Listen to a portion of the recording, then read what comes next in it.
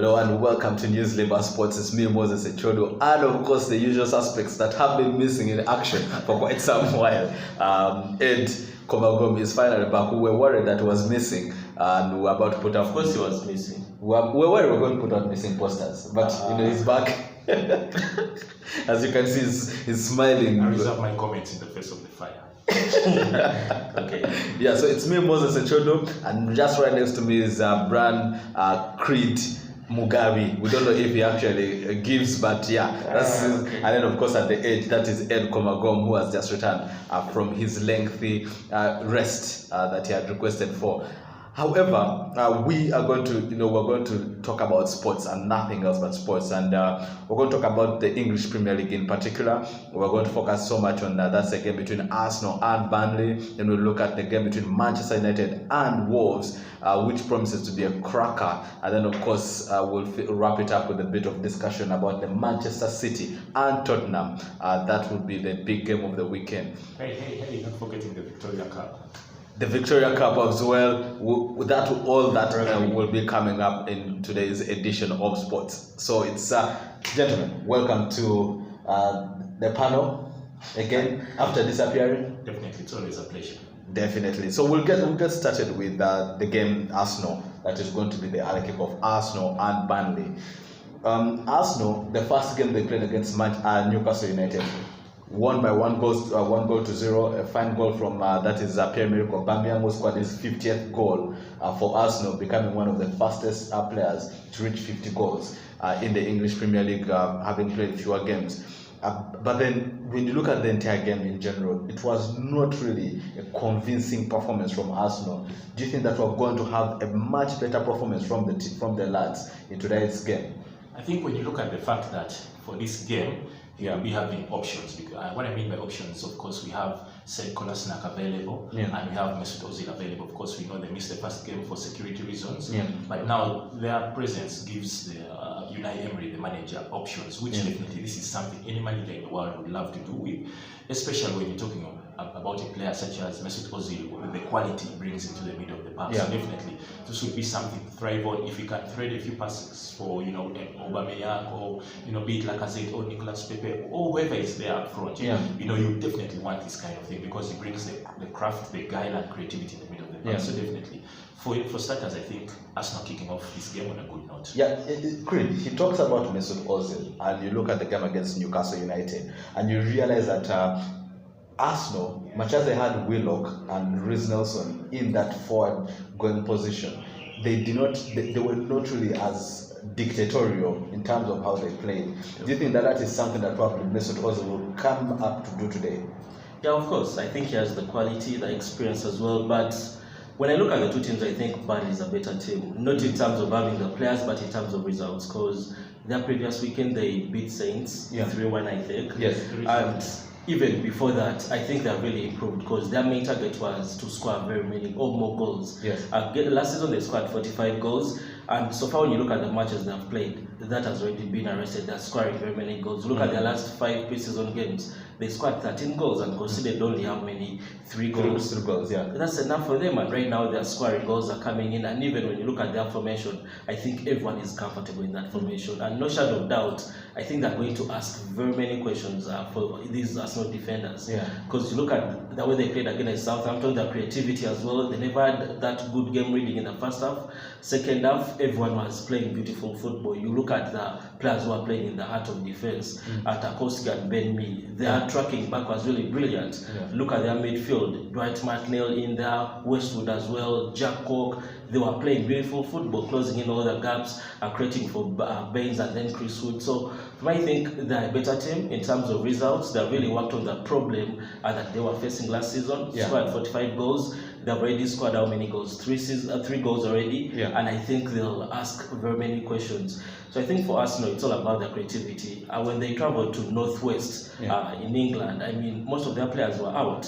But right now, at least you have Kolasinac is coming back. Ozil as well is in there. So I think the only way they can get positive results if they play all their most important players. I'm talking about Pepe, Uba as well, and Lacazette. You talk about, we've talked about Burnley scoring many goals, and this is where I bring in as we wrap up this Arsenal game. Woods and Barnes, when they are together, they are always a huge force to reckon with. Is this a moment when probably United Emirates thinks about bringing David Luiz because of how hot-headed he is and how he's a bully to most of the defenders? I think when you're talking about David Luiz, he's a paradoxical figure. He's a person who tends to draw both extremes. What I mean, on any day he can tend to be a world-class defender. He can tend to stop even the very best of attackers out there.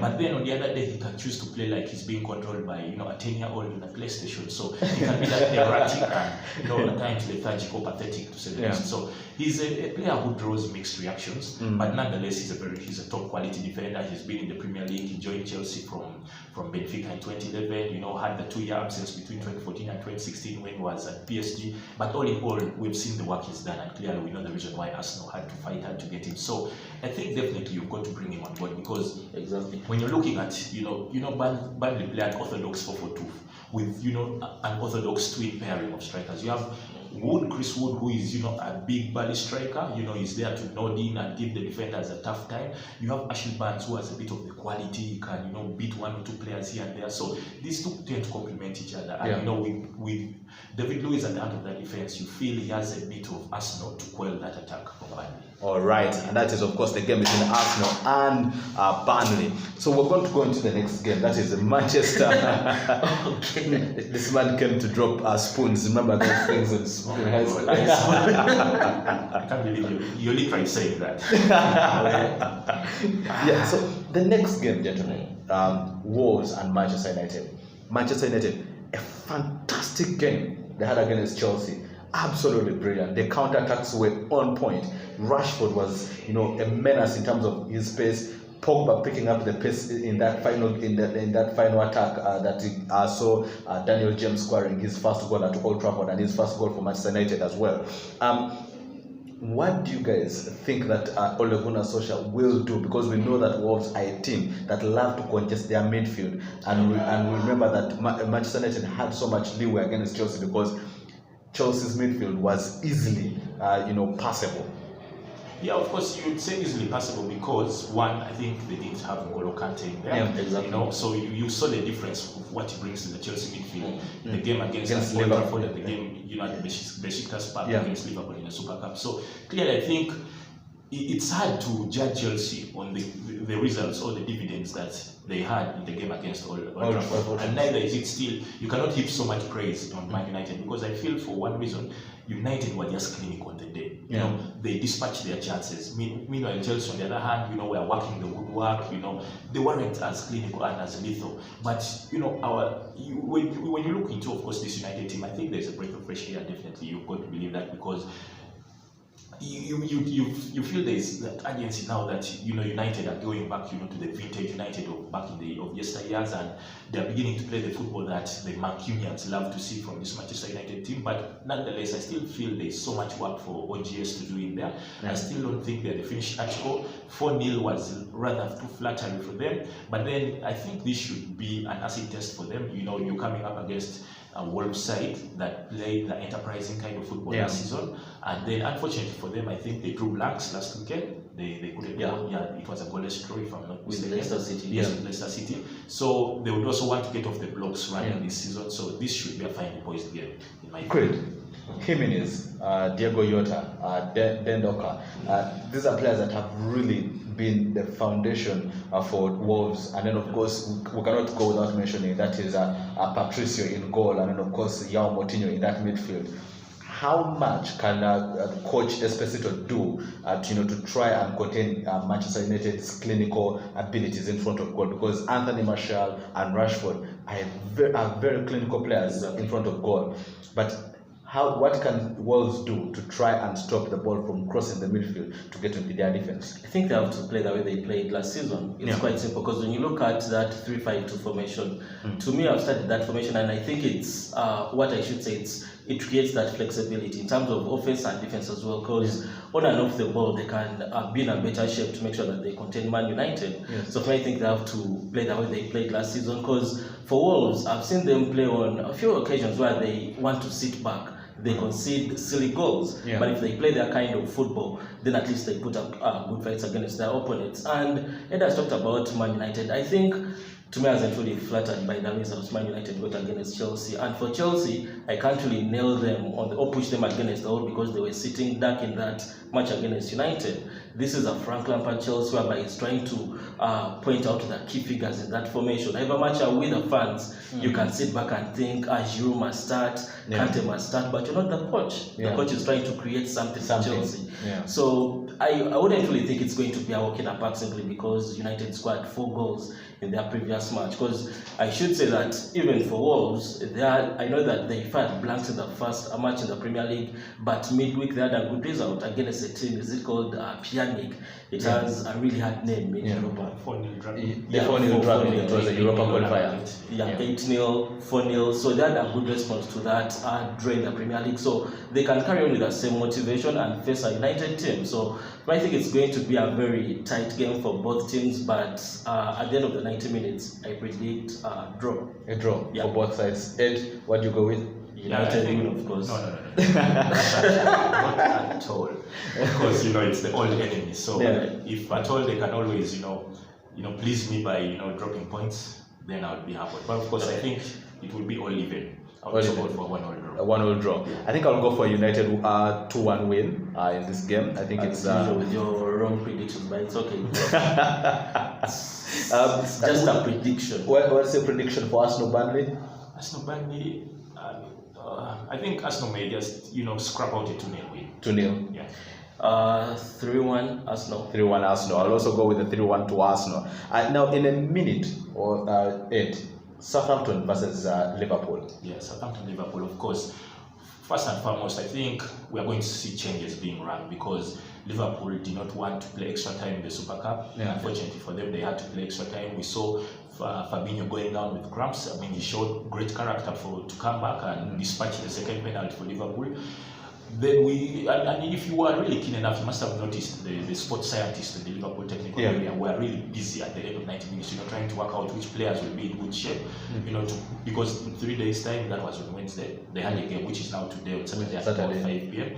And also it's away from home at the South Coast in Southampton. So all of those little factors may come into play a little bit. So you may see, some of these fringe players like Xherdan Shaqiri, Adam Lallana.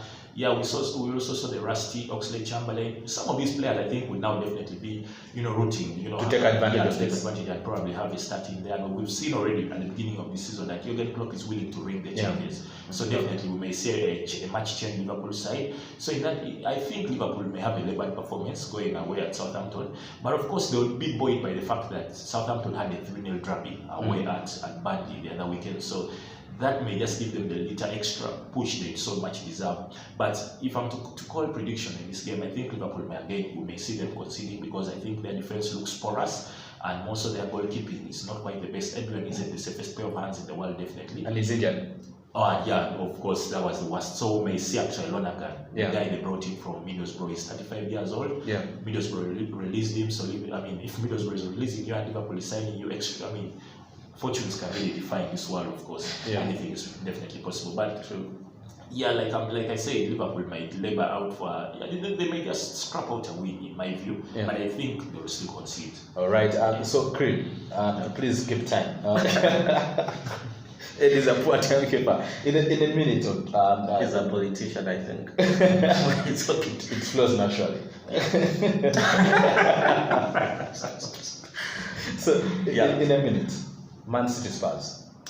Well, it's a tight game. I will say it's a tight game, but first of all, when I look at how Spurs played last season, the previous match against Aston Villa, they really looked clueless without Eriksen till the 65th minute when Eriksen stepped on that pitch. It's when we saw them pass that ball, try to create. But before that, they were not even tampering with the defensive structure of Aston Villa simply because they were just passing the ball, but they were not creating the spaces until Eriksen came on pitch during the 65th minute. So I think those are some of the changes that Pochettino needs to make. Eriksen needs to play because I remember they used Dombele in their wings and then Sissoko. So this is the time where wings needs to leave the team for the bench, and then Eriksen in terms of creativity. And then, of course, at the back, I think that Peters had a good game against Aston Villa, but you're playing against Man City. Man City. Can he control Sterling? Definitely, I don't think so. So I think Serge Aurier will step up because you need experience, a little bit of quality in there to make sure that you put up a good block against Sterling. And then I think I've seen games whereby Tottenham has given Man City a time. I mean, Pochettino's formations that kind of create a time for Pep Guardiola to break through. Because if you remember, I think that last victory they had, whereby most of the Tottenham Spurs players were playing in the box or in the half of Man City, just to make sure that Man City doesn't build from the back or pass the ball. Because you all know for Man City in that 4-3-3 formation, they love passing that ball. If you give them that freedom to do that, then you can concede, because they do have players that have that ability to create spaces and everything. And I saw some tactic Pep Guardiola used against West Ham, that tactic of overloading one of the full-back positions. I think it can really work out if you're playing against a team that is pressing you and you want to create space for one of your full-back players, either the left back or right back. You need to just get the position you're going to overload and then create the space for other players, especially the midfielders. I think it really worked well for him to beat that press that West Ham was trying to create. So now I think after the 90 minutes, Man City win 1-0. 1-0 for Man City. And of course, that has been our discussion on the English Premier League. And we'll sign out right now. But don't forget to subscribe to the channel. Peace.